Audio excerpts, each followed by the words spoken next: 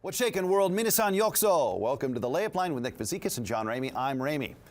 More than 60 years ago, President John Kennedy set a goal of landing men on the moon and returning them safely to the Earth before the end of that decade, the 1960s. The United States sent 9 crewed missions to the moon between 1968 and 1972. 6 of those missions landed on the lunar surface, beginning with Apollo 11 in July of 1969. This week, 3 Americans and 1 Canadian on NASA's Artemis II mission became the first astronauts to visit the moon since the final Apollo mission, Apollo 17, more than 53 years ago.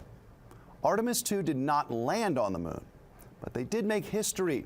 The crew in their Orion spacecraft traveled further from Earth than any other humans in history during their flyby of the dark side of the moon earlier this week. God willing, Artemis II's crew will safely splash down Friday evening off the coast of San Diego. Thanks to President Kennedy and his speech at Rice University in Houston in 1962, moonshots and college athletics go hand in hand. During his speech in Houston, Kennedy posed these questions about the lunar program. Why choose this as our goal? They may well ask, why climb the highest mountain? Why does Rice play Texas? Kennedy was a college football fan. And he answered, we choose to go to the moon and do the other hard things in this decade, not because they are easy, but because they are hard. Flying people to the moon is a uniquely American and now Canadian achievement. The same shared North American culture that understands what Rice versus Texas in football means, or understands what a 16 seed versus a 1 seed means, or what Game 7 in the World Series means, is the same culture that has now repeatedly accomplished the single greatest achievement in the history of the species. American, perhaps North American greatness doesn't come from bumper sticker philosophies or knuckle-headed social media antics or reductive thinking about complex challenges. The greatness comes from choosing action in the face of long odds precisely because it is hard. Nick Fazekas joins us on the Layup Line next.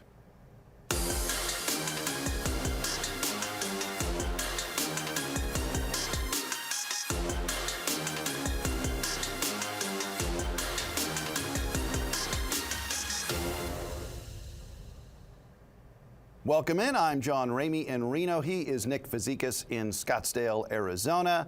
And Nick, we've got to talk about the national championship and Michigan wearing the crown for the first time since 1989. But all this astronauts going to the moon stuff is like catnip for me, so you'll have to excuse me. I had to find a connection between lunar missions and college athletics, and wouldn't you know, there is one. So let's just start with Michigan. They finished the year 37-3. They won 7 games by 40 or more points. Their average margin of victory was 17.8 points per game. I mean, you've watched college basketball for a good long while. How great are these Wolverines?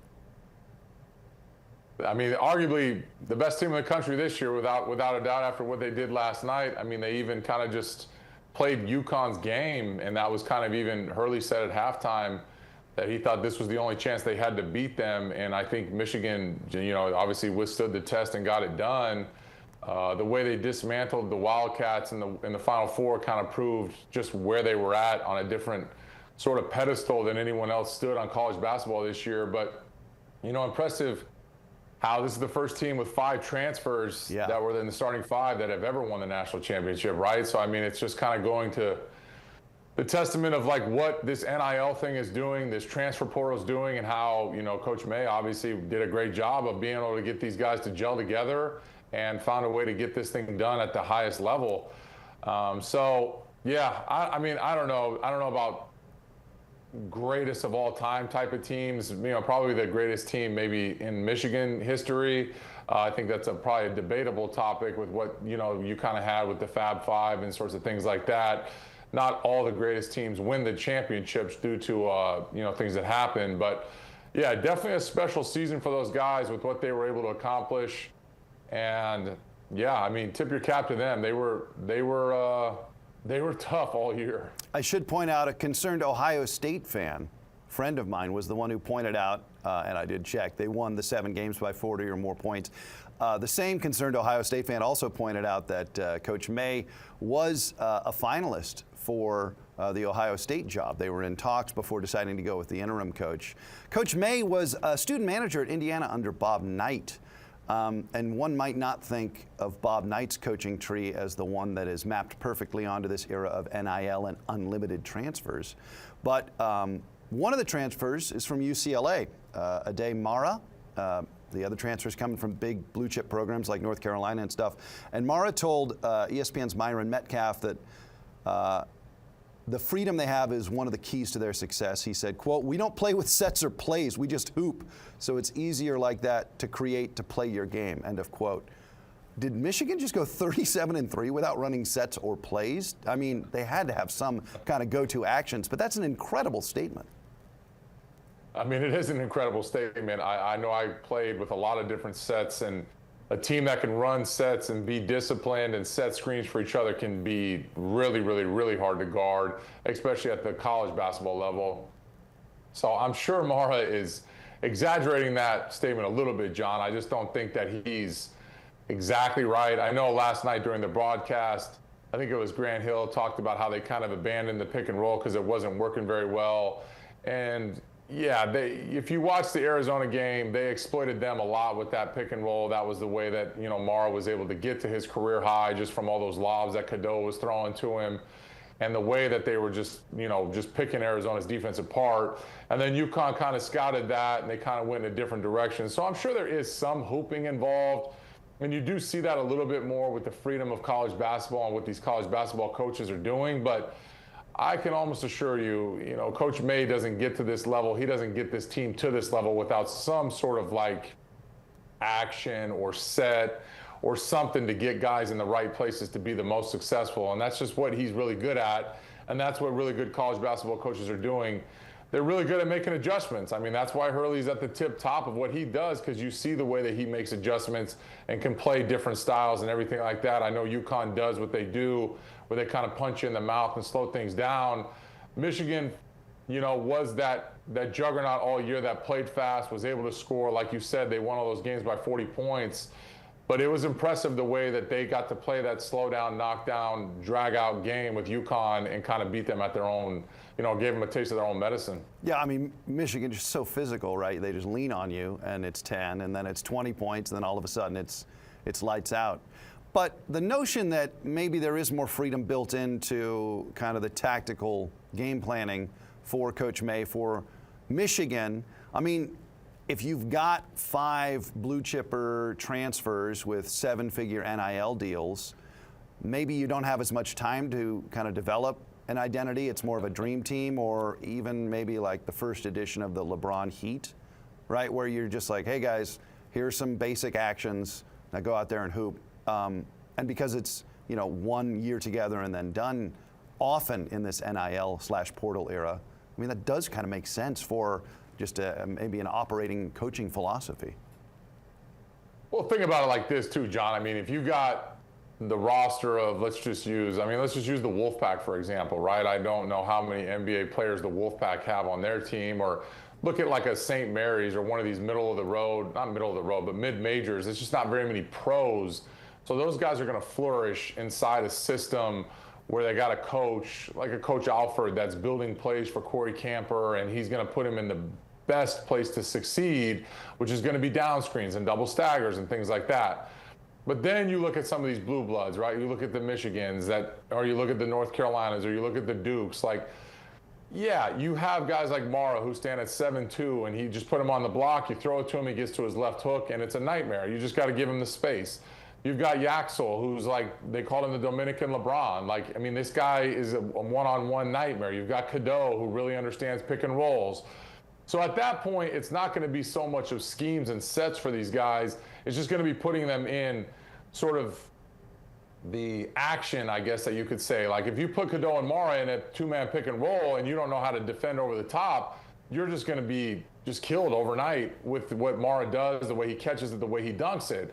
And then you just get guys that can't stay in front of Yaxel, who don't have the physical abilities to keep up with a Yaxel. Then, yeah, you just give them the ball and you let them go. But that's not really the case for everybody in college basketball, and that's kind of the beauty of the mid-major and the Cinderella, because if you get a well-oiled machine that's running sets, it can really like tire out a blue blood like a Michigan, a Duke, a Carolina. But yeah, when it kind of, the cream rises to the top, you get to these Final Fours, you're getting like pros that are playing against other pros, so that hooping mentality becomes a little bit easier. All right, we have some news coming across the desk that we'll get to right after this regarding Nevada's roster, and a big piece looks like they're coming back to the Wolfpack. Stay with us on the Layup Line. The following segment is sponsored by Northern Nevada Toyota Dealers.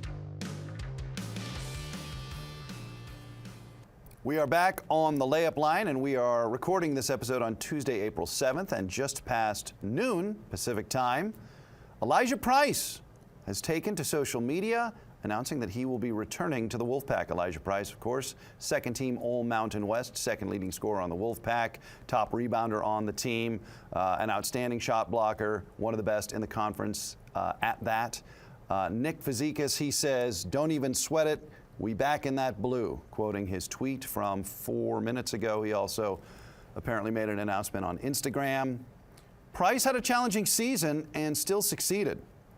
He played out of position because of the injury to center Joel Armatrading, so he came to Nevada to play the power forward spot, and he ended up playing a lot of center, and he was productive all year long. I mean, the stats don't lie. How big is this for the Wolfpack going into next season? It's huge, John. I mean, he was the cornerstone. I mean, he was definitely if not the guy, most nights the second guy. So huge, really excited for Elijah, really excited for the Wolfpack.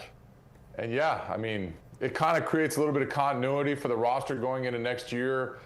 We've talked so many times before about like creating culture, creating like that continuity, and to get one of these guys to come back when I'm sure there was a lot of thoughts that Elijah was going to go into the portal and, get a bunch of money from a different spot. I mean, very kind of Nick Davidson-esque, where it's like he kind of left and went to Clemson, and good for him, and, was able to get some money. But now it's like you get a guy that was the cornerstone and he comes back, then it's huge. It just helps with probably what Coach Alford's going to try to do. It probably speeds up the process of like, how the team's going to look next year. Now, of course, Steve can kind of make decisions going forward since he knows Elijah's part of that group. So, I mean, I love it. I'm excited. Just really excited for, the beginning of next season to start. Elijah Price got to the free throw line more than any other player in the Mountain West this season. And, of course, getting to the free throw line, being productive from the free throw line, such a huge component of what most successful Steve Alford teams have done at Nevada and elsewhere. Price, hopefully, will get to play the four more. Nevada has to replace Joel Armatrading. He's out of eligibility, but Joel was injured for most of last season. So Price may be showing some range, but I think you believe, Nick, and I think we thought this even when we saw Price in his freshman year at Fresno State. Heading into his redshirt junior season next year, we really want to see him at that four spot. 1,000,000% I want to see him at that four spot. Yeah. I hope that Coach Alford and that staff, I hope they see, what he looks like at the four. They watched it all year at the four. I mean, once Joel went out in that Washington game, it just got really tricky for Elijah to guard some of these bigs, and it just became a nightmare defensively. And Elijah is obviously a top-tier rebounder in the league, in the country, and I think it helps when he has a big next to him. I mean, I was one of the better rebounds in the country when I played as well, and it always helped when I didn't have to box out or defend the best rebounder or the biggest and baddest guy on the other team. I kind of had like another guy next to me, a little sidekick that could do some of the dirty work. And that's what Joel did with Elijah, and I thought that was the best 1-2 punch at the big spots that we had. So, I mean, I'd like to see someone that was even bigger, even maybe a little bit more athletic, or maybe more of a shot blocker. Of course, offensively, I think it's going to be important, but you'd like to see someone that maybe might even be a little bit more polished than what Joel was, and I think it's going to be a huge help if Elijah can sit at the four spot the entire year. All right, put your coaching cap on, Nick Fazekas. Where do you want to see where do you want to see Elijah Price improve in this offseason? I know, when we were calling games, there were instances where you had some very specific technical suggestions for him, especially in the paint. I'm not trying to put you on the spot, partner. In the paint, I mean, one thing, if Elijah's watching or if fans are watching, it's just, Elijah he does like to get to the free throw line, and I'm not mad about that, but there's just some times where he's seeking out fouls that don't need to be fouls. I mean, Elijah sometimes tends to forget that he's 6'9" with a long wingspan and, good athleticism, and sometimes you just finish over guys. I know this last year, in the beginning of the year, he was kind of getting stuck when he would spin back to his right shoulder, and he had to go over his right shoulder, and he was constantly looking for fouls, which that is not something that you want to see him do this next year. I mean, I would like to see Elijah get to some moves, create some things that work for him so that he can get to shots that he likes to get to, and not so much be a foul merchant and try to get to the free throw line.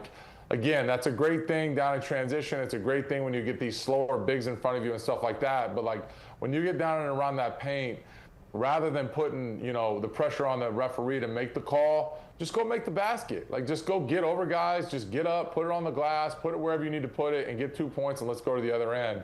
Because some of that fouling stuff can kind of get old to watch. All right, so a big piece is in place for the coming men's basketball season. Elijah Price returning to the Wolfpack for his redshirt junior season. So I know the community is going to be fired up about that. Community and continuity with Wolfpack basketball. We'll take a timeout on the layup line. When we come back, it's Masters Week, and our senior golf correspondent, Nick Fazekas, has thoughts. Stay with us. The following segment is sponsored by Bradley, Drendel, and Janae. Oh, it's Masters Week on the layup line. I didn't wear my green jacket, Nick Fazekas, but maybe by this time next year I'll have one tailored. This is the first major. You are a golf enthusiast. This is many people's favorite major. I'm actually more of a U.S. Open guy, but certainly the pageantry and the tradition of the Masters is unmatched. And this year, Rory McIlroy has the opportunity to become just the fourth player ever to repeat as Masters champion. The first three are household names: Tiger Woods, Nick Faldo, and Jack Nicklaus. Rory is plus 1,300. Do you think it's Rory or the field? Probably the field. Yeah. I think anytime you can get another, 89 golfers, I think it's a 90-man field. But yeah, if you can get another, the whole field. But I mean, it'd be really, really cool. I am a Rory fan. I've always liked Rory. Always, of course, been a Nike guy. So anyone that's rocking the swoosh as hard as Rory does, it's always a guy that I get behind. But yeah, John, so you've got Scotty as the favorite, and then what's interesting is the second and the third favorites are actually live guys, and you got John Rahm, and then you get Bryson, and then you go to Rory, which Rory's the fourth favorite to go back-to-back. But these live guys, not one of them has got one of these majors, and I know that Bryson was in the running last year, and then he kind of fell out when Justin Rose kind of took over, and then you got that Rory Rose final. But I mean, at some point you feel like this probably has to happen where one of these live guys does it, and I don't want to say put live on the map, but it kind of maybe accentuates what live has kind of done, or kind of makes live a little bit more, legit, because it feels like for the longest time, live has been like this recreational league. They don't play as often. They're traveling to all these countries and playing these courses that aren't PGA Tour quality, and it just seems like very much the B Tour.